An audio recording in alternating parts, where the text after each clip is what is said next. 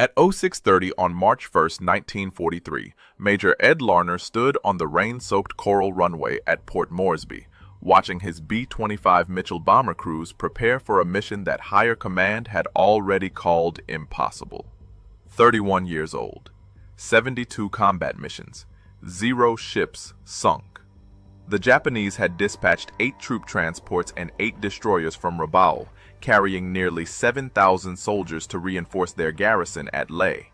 American intelligence had intercepted the convoy's departure. Every transport that reached Leh meant another division the Allies would have to dig out of the jungle with blood. Larner's problem was simple. Traditional bombing from 10,000 feet gave ships too much time to maneuver.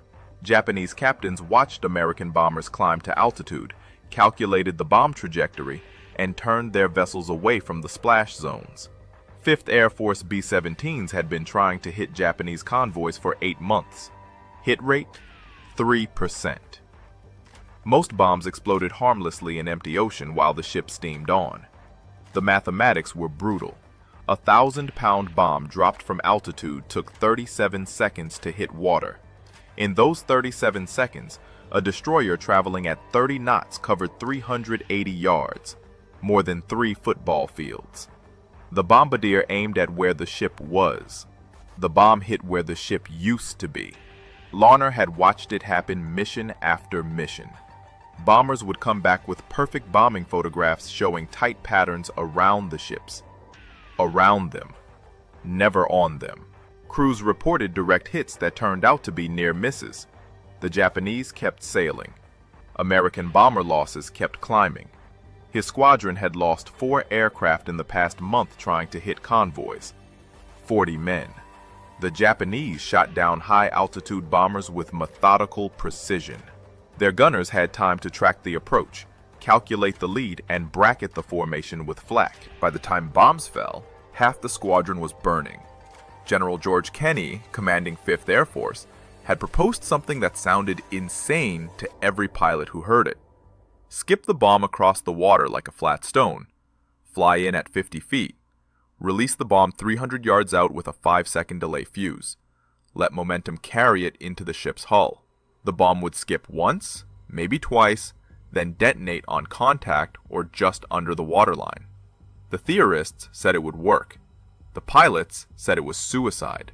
Flying a twin-engine bomber at 50 feet above ocean swells, straight at a ship bristling with anti-aircraft guns, violated every survival instinct Larner had developed.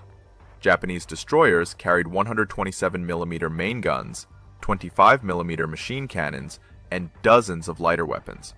All of them could track a bomber at that altitude. One solid hit to the engine, and the B-25 would cartwheel into the sea before the crew could blink.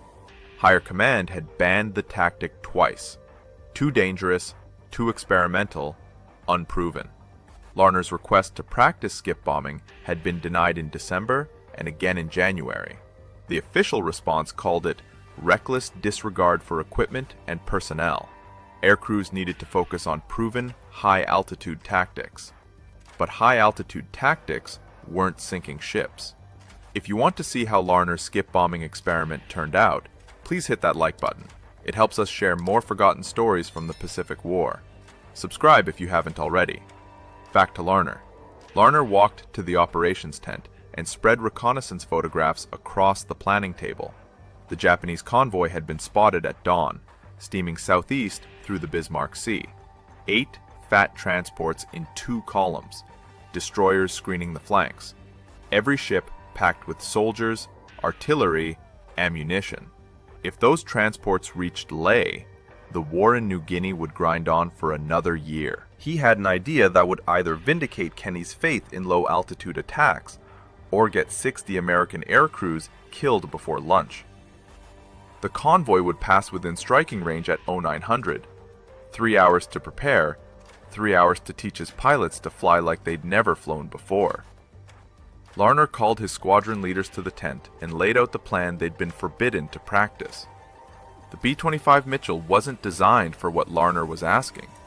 The bomber had been built to hit targets from medium altitude with a level bombing approach. Its twin Wright Cyclone engines could push it to 300 miles per hour in level flight. But that speed meant nothing if Japanese gunners had 30 seconds to track the approach. Kenny's modification changed everything. 5th Air Force mechanics had ripped out the bombardier position in the nose and installed 8 50 caliber machine guns pointing forward, 4 in the nose, 4 in blisters on the fuselage sides. The B-25 had become a flying gun platform that could put 200 rounds per second into a target.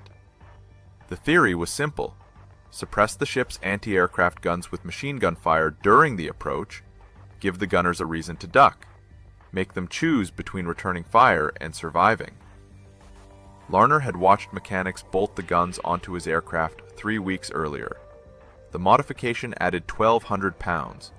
It shifted the center of gravity forward. It turned his bomber into something between an attack aircraft and a maritime strike fighter, something that had never existed before.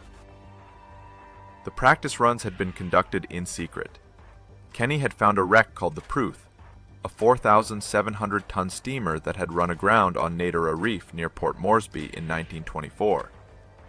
The rusting hulk sat half-submerged, a perfect target. Larner's crews flew practice runs at dawn and dusk when the light was bad and observers were few. They learned to skim the wave tops at 270 miles per hour. They learned to time the bomb release. They learned what happened when you got it wrong. Lieutenant Jake Fawcett had gotten it wrong on February 16th. He'd come in too high, 70 feet instead of 50. The bomb had skipped twice, cleared the Pruth entirely, and detonated 300 yards beyond the wreck. Fawcett's bombardier, Sergeant Mike Russo, had recalculated. Lower, faster, closer release point. The next run, Fawcett came in at 45 feet. The bomb skipped once and slammed into the Pruth's hull just below the waterline, right where a ship's magazine would be, right where one bomb could detonate 1,000 tons of ammunition and blow a destroyer in half. But the Pruth wasn't shooting back. Larner spread the reconnaissance photos across the briefing table and pointed to the lead transport. 800 feet long, displacing 10,000 tons, capable of carrying 1,500 troops. The convoy's flagship. Every officer in the tent knew what was at stake.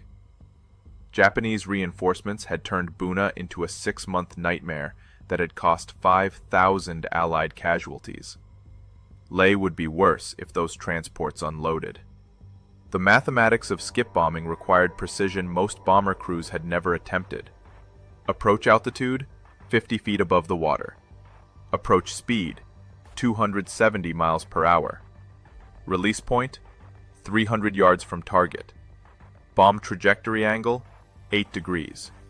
Delay fuse, 5 seconds. Miss any one variable, and the bomb would either skip over the ship, detonate short, or hit the water at the wrong angle and sink without detonating. Larner assigned each pilot a specific target. Transport 1 through Transport 8. Destroyers as secondary targets if the transports were already burning. No bomber would attack the same ship twice. Maximum efficiency, maximum destruction. One pass, one bomb, one chance. The crews filed out to their aircraft at 0700. 54 men in 9 B-25s. Behind them, 13 Beaufighters from the Royal Australian Air Force would strafe the convoy first, suppressing anti-aircraft fire. Above them, 16 B-17 Flying Fortresses would bomb from altitude, forcing the Japanese ships to maneuver and breaking up their formations. The P-38 Lightning fighters would keep Japanese Zeros busy at high altitude. But the killing blow would come from Larner's 9 bombers at 50 feet. He climbed into his aircraft at 0715. His co-pilot, Lieutenant Tom Benz, was already running through the pre-flight checklist. The bombardier, Staff Sergeant Carl Walls, was checking the bomb release mechanism for the 4th time. Nobody spoke. The entire crew had flown together for 9 months. They knew what a 50-foot approach meant. They knew the odds. Larner started the port engine, then the starboard. The right cyclones caught and settled into their familiar roar. Around him, 8 other B-25s were winding up. The formation would take off in flights of 3. Larner's flight first. Stay low over the water the entire way. Japanese radar couldn't track aircraft below 100 feet. Surprise was the only advantage they had. At 07:45, Larner released the brakes and began his takeoff roll. By 09:30, he would know if Kenny's theory worked, or if he'd just led his entire squadron into a slaughter. The flight to the Bismarck Sea took 90 minutes. Larner kept his formation at 30 feet above the ocean, low enough that spray from the wave tops occasionally spattered his windscreen. The B-25s flew in a loose V formation, each aircraft separated by 200 yards, close enough to maintain visual contact, far enough that one burst of flak couldn't take down two bombers. Radio silence. The Japanese monitored every frequency. One transmission and the convoy would know American bombers were inbound. Surprise was worth more than coordination. Larner checked his watch. 08:30. The convoy should be 60 miles northeast, steaming at 12 knots toward the Vitiaz Strait. Right on schedule according to the morning reconnaissance report. The ocean below was empty. No whitecaps, no Japanese patrol boats, just endless blue water stretching to the horizon in every direction. Flying this low, Larner couldn't see more than 5 miles. The convoy could be anywhere. His navigation had to be perfect. 5 degrees off course and they'd miss the target entirely. Come up on the convoy from the wrong angle and the destroyers would have time to bring their main guns to bear. At 08:52, Larner spotted smoke on the horizon. Black diesel exhaust from 16 ships steaming in formation. He keyed his throat microphone once. Click. The signal to tighten formation. His wingmen acknowledged with single clicks. Radio discipline, holding. The convoy took shape as they closed. 2 columns of transports, 4 ships per column. The destroyers formed a protective screen 2 miles ahead and on both flanks. Larner counted gun positions on the nearest destroyer. 6 main turrets, dozens of smaller weapons. Every gun would be tracking his approach once they broke the horizon. At 08:57, the Beaufighters went in. Larner watched from 3 miles out as 13 Australian aircraft dove on the convoy from the northeast. Their 20mm cannons raked the destroyer decks. Tracers arced across the water. The Japanese anti-aircraft guns swung toward the new threat. Exactly as planned. The Beaufighters weren't there to sink ships. They were there to make the gunners look the wrong direction. 30 seconds later, the B-17s arrived at 10,000 feet. Larner saw the bomb bay doors open. Bombs tumbled toward the convoy. The Japanese ships began evasive maneuvers, turning hard to port and starboard. Columns broke apart. Spacing increased. The destroyers accelerated to flank speed, white water foaming at their sterns. Confusion. Perfect. Larner pulled back on the throttles and descended to 40 feet. His airspeed dropped to 260 miles per hour. Walls, his bombardier, was calling out distances. 4,000 yards, 3,800, 3,600. Each ship in the convoy was now clearly visible. Larner picked his target. The second transport in the port column, 700 feet long, sitting low in the water, fully loaded. His bomb would hit amidships, right where the troop compartments were packed with soldiers. The destroyer on the left flank spotted them. Larner saw muzzle flashes. The first shells arced toward his formation. Too high. The Japanese gunners were used to tracking bombers at altitude. They hadn't adjusted for a 50-foot approach. Yet. At 2,000 yards, Larner opened fire. All 8 50 caliber machine guns hammered. Tracers walked across the transport's superstructure. Glass shattered. Metal sparked. Men on deck dropped or dove for cover. The suppression was working. The anti-aircraft crews couldn't shoot back while half-inch bullets were tearing through their positions at 800 rounds per minute. 1,200 yards. Larner's wingmen were spreading out, each bomber lining up on its assigned target. The formation was fragmenting by design. 9 bombers attacking 9 ships simultaneously. No time for the defenders to shift fire. No time to coordinate a response. 800 yards. The destroyer's main guns fired again. This time the shells bracketed Larner's flight. Left, right. Close enough to rock the aircraft with concussion. Shrapnel pinged off the fuselage. Benz, the co-pilot, called out damage. Port engine oil pressure dropping. Still in the green. 600 yards. The transport filled Larner's windscreen.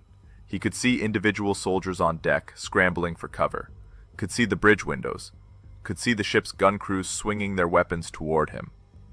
Every instinct screamed to pull up, to climb, to get away from the wall of steel rushing toward him at a combined closing speed of 300 miles per hour. 400 yards.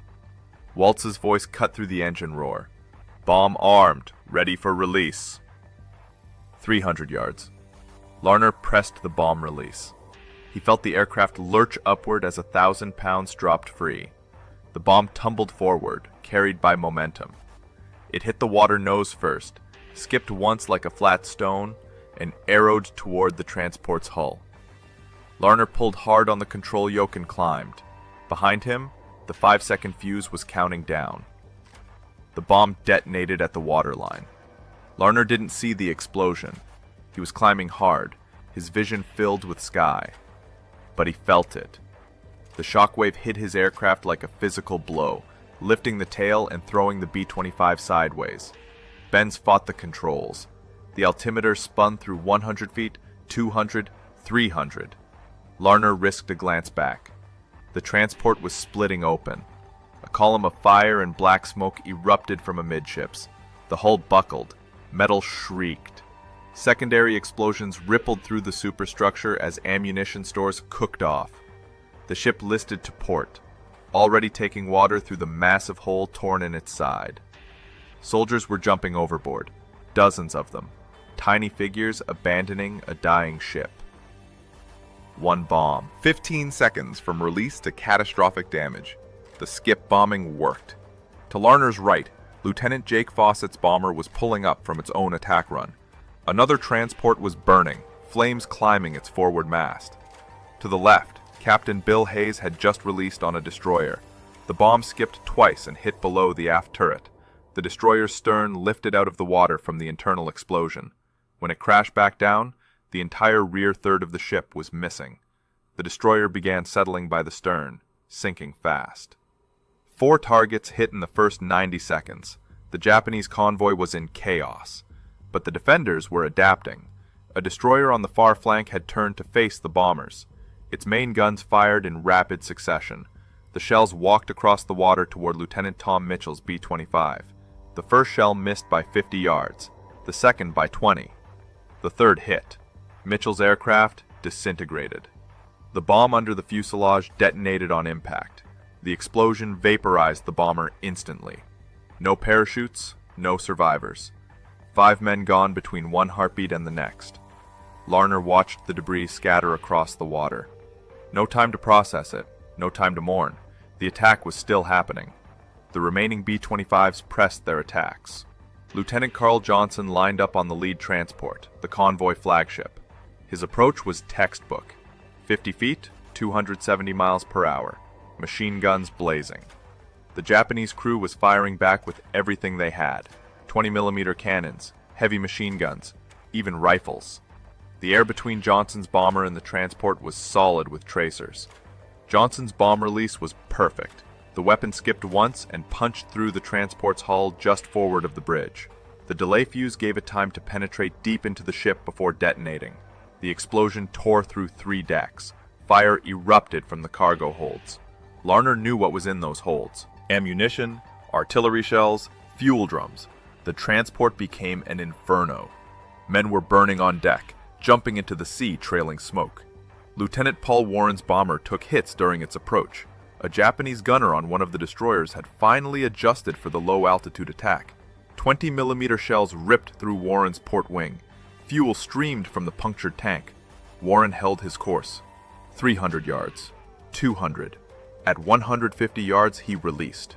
The bomb skipped and struck the transport below the waterline. Warren banked hard right, trailing fire.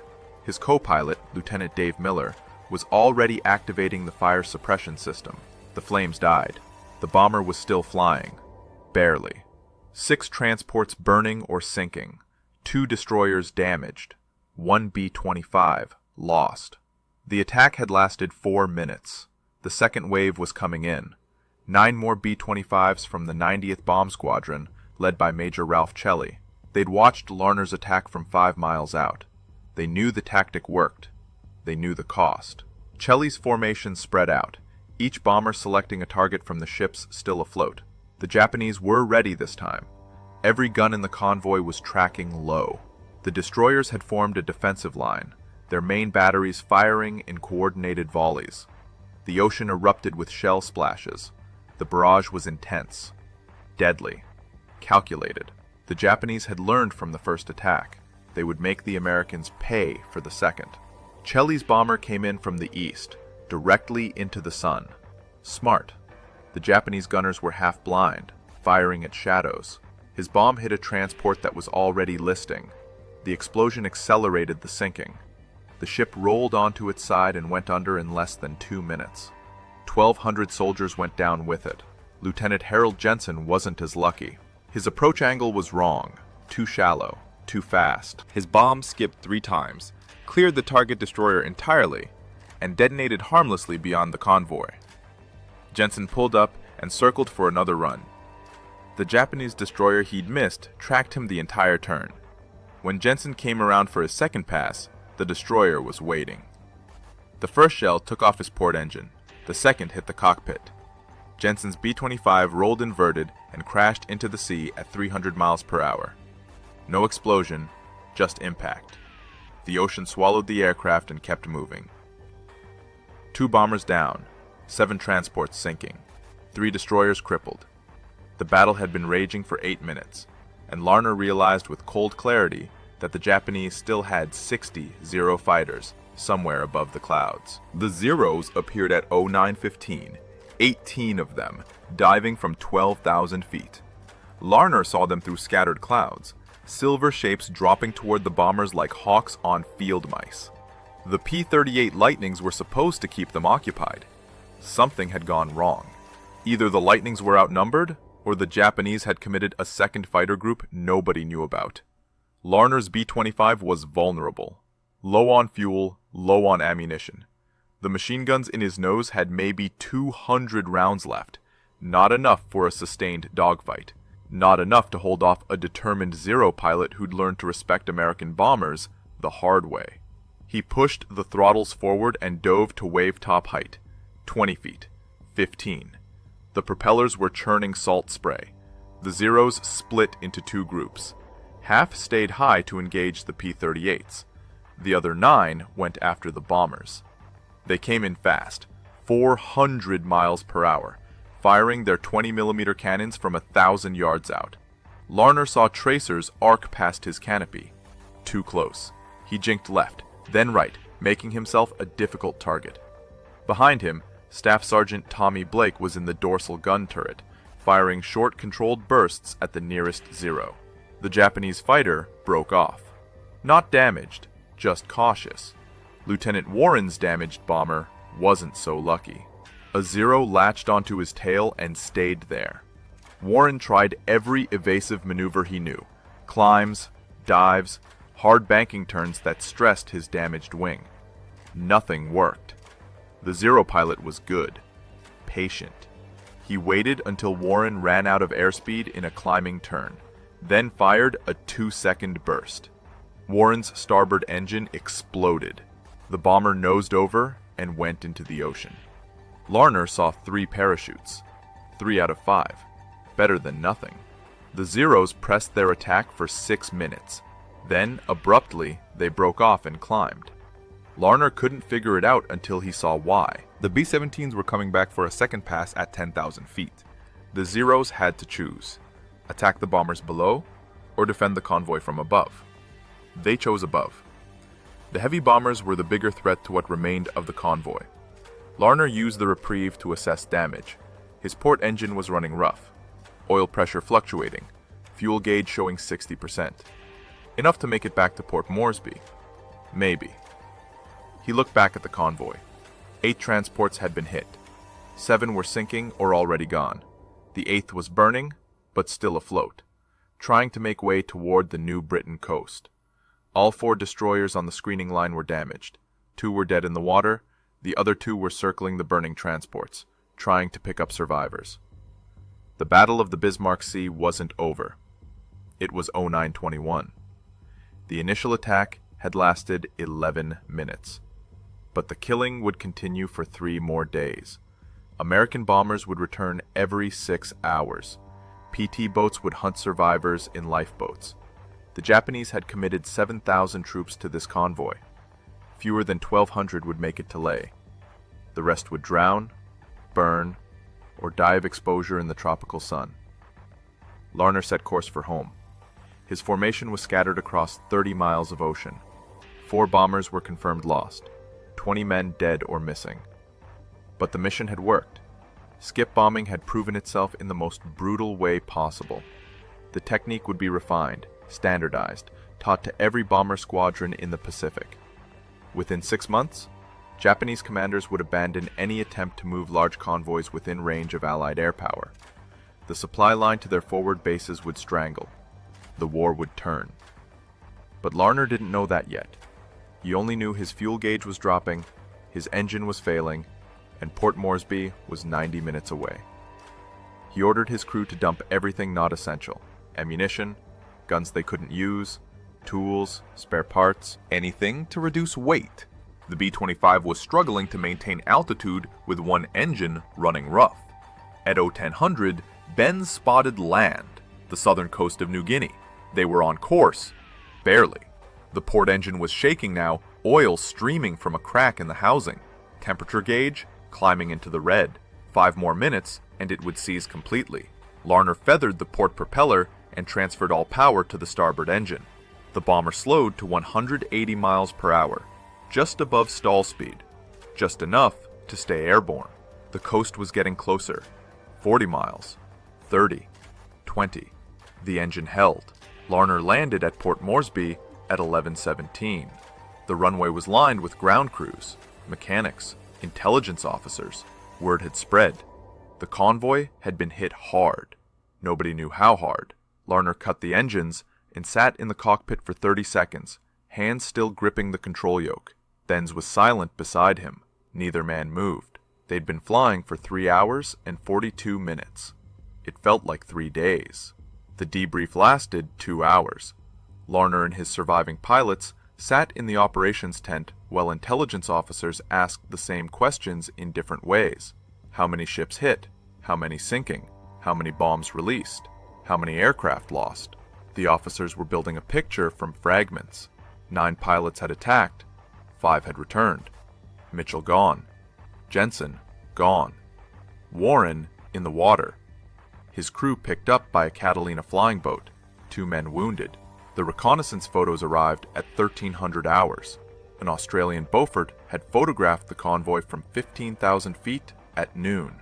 The images told the story Larner's crew couldn't. 8 transports. 7 confirmed sunk or sinking.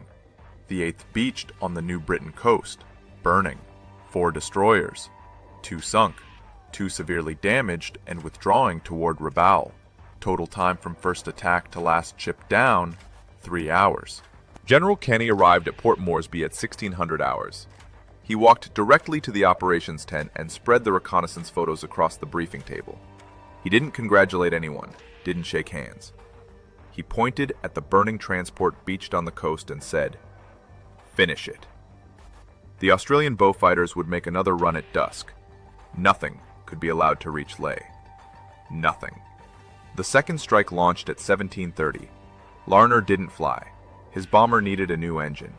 Instead, he stood on the runway and watched 9 fresh B-25s take off into the setting sun.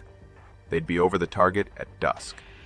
The Japanese survivors would be trying to salvage what they could from the beached transport. They wouldn't expect another attack. They'd be wrong. The strike returned at 2000 hours. The beached transport was gone, sunk at its mooring. The 2 damaged destroyers had been caught trying to withdraw. Both hit, both sinking. The Japanese had started this operation with 16 ships. By nightfall on March 2nd, 14 were on the bottom of the Bismarck Sea. The remaining 2 destroyers limped into Rabaul at midnight, barely afloat. The cost in lives was catastrophic. 7,000 Japanese soldiers had embarked at Rabaul.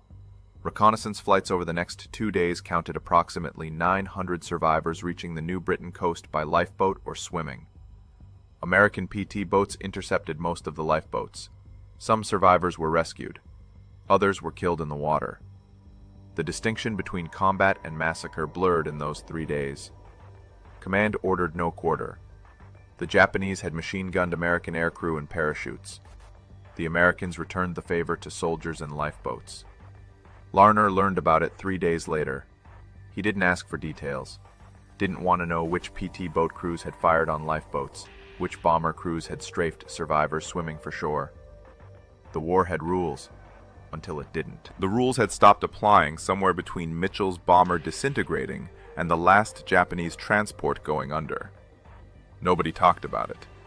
Nobody wrote it in after-action reports. It happened anyway. The final count came through on March 7th. Japanese losses: 8 transports sunk. 4 destroyers sunk. Approximately 3,000 troops drowned, another 1,500 killed by air attack, 1,200 reached Leh overland through the jungle. They arrived without weapons, without supplies, without organization. They were combat ineffective. The reinforcement operation had failed completely. American losses: 4 B-25s, 1 B-17, 2 P-38s, 13 aircrew killed, 6 wounded. Against an entire Japanese convoy, the exchange rate was absurdly one-sided. Skip bombing had worked, but it had worked because Larner's crews had been willing to fly straight at destroyers at 50 feet, while anti-aircraft fire turned the air into metal. Courage didn't cover it. Insanity was closer. Kenny called it the most decisive air-sea battle of the Pacific War. Admiral Yamamoto called it a disaster. The Japanese Navy immediately canceled all future large convoy operations within range of Allied land-based air power. The supply line to New Guinea was cut. The garrisons at Leh, Salamaua, and Madang would have to survive on what they had. They wouldn't survive long, but the Battle of the Bismarck Sea changed more than Japanese strategy. It changed how every air force in the world thought about attacking ships. The Americans refined skip bombing. The British adopted it. The Soviets copied it. By 1944, low-altitude bombing had become standard doctrine for maritime strike aircraft worldwide. Larner flew 16 more missions before rotating home in May. He never spoke publicly about the battle, never gave interviews, never wrote a memoir. He'd done what was necessary. That was enough. The question nobody could answer was simple. Would the same tactic work against a prepared enemy? The Japanese tested that question 3 months later. On June 3, 1943, American reconnaissance spotted another convoy forming at Rabaul. 6 transports, 8 destroyers. This time the Japanese ships sailed at night. This time they had 60 Zero fighters providing continuous air cover. This time, every destroyer carried additional 20mm anti-aircraft guns, specifically positioned to defend against low-altitude attacks. They'd learned from the Bismarck Sea. They'd adapted. The 5th Air Force attacked at dawn. 12 B-25s using skip bombing. The results were different. 2 transports hit. 1 destroyer damaged. 3 B-25s shot down. The exchange rate had shifted. The Japanese anti-aircraft defense had improved dramatically. Gunners who'd survived the Bismarck Sea had trained their replacements. They knew to track low. They knew to fire early. They knew to concentrate on the bombers during the final approach when the aircraft were committed and couldn't maneuver. The Americans adapted in return. By July, 5th Air Force mechanics had installed additional armor around the cockpit and engines. They'd increased the forward-firing armament to 12 50-caliber machine guns. Some B-25s carried 14 guns. The theory remained the same. Suppress defensive fire with overwhelming firepower during the approach. Give the enemy gunners no choice except take cover or die. The modification worked. On November 2, 1943, 38 B-25s attacked Rabaul Harbor in the largest skip bombing raid of the war. The harbor contained 18 warships. 30 received direct hits. 1 heavy cruiser sunk. 1 destroyer sunk. 2 auxiliary vessels destroyed. 16 merchant ships damaged or sinking. The raid lasted 18 minutes. American losses? 2 B-25s. The exchange rate had swung back in America's favor, but Rabaul proved something else. Skip bombing worked best against ships in confined waters, ships that couldn't maneuver freely, ships anchored in harbor or trapped in narrow straits. Against a convoy in open ocean, with room to maneuver and fighter cover overhead, the tactic was dangerous. Against ships at anchor, it was devastating. The British adopted skip bombing in late 1943. Royal Air Force Beaufighters, equipped with the technique, attacked German convoys off Norway. The results mirrored the Pacific experience. High casualties, high success rate. The Germans responded by adding more anti-aircraft guns to their merchant vessels and requiring convoys to sail only under heavy fighter escort. The cost of moving supplies by sea increased dramatically. The effectiveness decreased proportionally. The Soviets used skip bombing against German ships in the Black Sea and Baltic. Their technique was cruder: lower approach altitude, heavier bombs, less suppressive fire. The results were mixed. Some ships sunk. Many bombers lost. The Soviets had courage. They lacked the training and equipment refinement the Americans had developed through trial and error in the Pacific. By 1944, skip bombing had evolved beyond its original form. American tactics now included coordinated attacks. High-altitude bombers would attack first, forcing ships to maneuver. Fighters would strafe to suppress anti-aircraft fire. Then the skip bombers would come in low, while the defenses were distracted and disorganized. The multi-layered approach reduced losses while maintaining effectiveness. The statistics told the story. Between March 1943 and August 1945, American aircraft using skip bombing sank or severely damaged 212 Japanese vessels. The cost was 47 bombers lost. A kill ratio of 4.5 ships per bomber. For comparison, high-altitude bombing achieved a kill ratio of 0.3 ships per bomber. Skip bombing was 15 times more effective. But the human cost was harder to quantify. Skip bombing required crews to fly directly at ships bristling with weapons, maintaining a steady course while tracers filled the air around them. The psychological stress was immense. Pilots who flew skip bombing missions had shorter combat tours, higher rates of combat fatigue, more frequent medical groundings for stress-related conditions. The tactic worked. It also broke the men who flew it.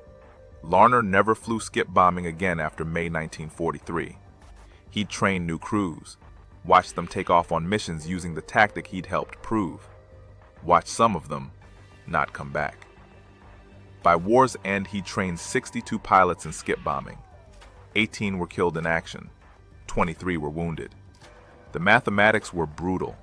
A 29% fatality rate, a 66% casualty rate including wounded, better than high-altitude bombing, worse than almost any other combat aviation role. The question military historians would debate for decades was whether skip bombing shortened the war. The answer was complicated. Skip bombing didn't win battles by itself, but it strangled Japanese supply lines, made reinforcement prohibitively expensive, forced the Japanese Navy to abandon large-scale convoy operations. Without supplies, garrisons withered. Without reinforcements, defensive positions became indefensible. The islands fell one by one. What remained certain was this. On March 2nd and 3rd, 1943, 9 B-25 bombers flying at 50 feet had destroyed an entire Japanese convoy in 15 minutes of sustained combat. The tactic had been banned twice, called suicide by everyone who heard it, proven effective by men willing to fly into walls of anti-aircraft fire because the alternative was letting 7,000 enemy soldiers reach their destination. The bombers that attacked the Bismarck Sea convoy were scrapped after the war. None survived as museum pieces. Major Ed Larner returned to the United States in June 1943. He was 31 years old. He'd flown 88 combat missions. He'd survived longer than most bomber pilots in the Pacific. The Army Air Force wanted him to train new crews, teach them what he'd learned, pass on the techniques that had worked. He refused. Larner requested and received a transfer to transport aircraft. He spent the rest of the war flying C-47s, moving supplies and personnel across the Pacific. No combat, no skip bombing. No more missions where he watched crews he'd trained die in aircraft he'd taught them to fly. He never explained the decision, never had to. Command understood. Some men could keep flying combat after what they'd seen. Others couldn't. There was no shame in either choice. He was promoted to lieutenant colonel in December 1943. He declined the promotion twice before accepting. He didn't want recognition. He wanted to finish the war and go home. He got his wish in September 1945. Japan surrendered. Larner mustered out 3 months later with a Distinguished Flying Cross, 2 Air Medals, and a Purple Heart from shrapnel wounds he'd never mentioned in any after-action report. Larner died in 1997 in Sacramento, California. He was 85 years old. His obituary in the local newspaper mentioned his military service in one sentence. It didn't mention the Battle of the Bismarck Sea, didn't mention skip bombing, didn't mention that he'd helped develop a tactic that changed naval warfare. He'd asked his family not to discuss it. They honored his request. General George Kenney received credit for skip bombing in most historical accounts. That was fine with Larner. Kenney had conceived the theory. Larner had just proven it worked. The distinction mattered to historians. It didn't matter to the pilots who flew the missions. They knew who'd led the first attack. They knew who'd trained them. They knew whose techniques kept them alive when Japanese gunners were tracking their approach at 50 feet. The B-25 Mitchell bomber became legendary partly because of skip bombing. The aircraft served in every theater of World War II, but its reputation was built in the Pacific, flying missions that shouldn't have been survivable. By war's end, B-25s had sunk more enemy shipping than any other bomber type. The technique Larner and his crews had proven in March 1943 became standard doctrine for every B-25 unit in the Pacific. No museum displays a B-25 specifically flown in the Battle of the Bismarck Sea. The aircraft were worn out by war's end. Most were scrapped for aluminum. A few survive in museums, restored to flying condition or displayed as static exhibits. The National Museum of the United States Air Force in Dayton, Ohio, has a B-25 Mitchell. So does the Smithsonian. Neither flew at the Bismarck Sea. But they represent the crews who did. The battle itself is largely forgotten outside military history circles. It doesn't have the name recognition of Midway or Guadalcanal. No major films were made about it. No famous photographs captured the moment. Just after-action reports, reconnaissance images, and the testimony of men who mostly chose not to talk about what they'd done. What remains is this. In March 1943, a group of American bomber crews proved that aircraft could sink ships by skipping bombs across water at 50 feet altitude. The tactic was called suicide, before they proved it worked. It was called genius afterward. The truth was somewhere between. It was desperation meeting innovation. It was men willing to try something untested because the tested methods weren't working. It was courage measured in the decision to maintain heading while anti-aircraft fire turned the air lethal. The Pacific War changed after the Bismarck Sea. Japanese convoys stopped sailing within range of Allied air power. Supply lines collapsed. Garrisons starved. Islands fell. The war moved closer to Japan, one island at a time, and the Japanese Navy couldn't stop it because they couldn't supply their forward positions. Skip bombing hadn't won the war by itself, but it had closed the supply route the Japanese needed to keep fighting. If this story moved you the way it moved us, do me a favor. Hit that like button. Every single like tells YouTube to show this story to more people. Hit subscribe and turn on notifications. We're rescuing forgotten stories from dusty archives every single day. Drop a comment right now and tell us where you're watching from. Are you watching from the United States, United Kingdom, Canada, Australia? Our community stretches across the entire world. You're not just a viewer, you're part of keeping these memories alive. Tell us your location. Tell us if someone in your family served. Just let us know you're here. Thank you for watching. And thank you for making sure Ed Larner and his crews don't disappear into silence. These men deserve to be remembered, and you're helping make that happen.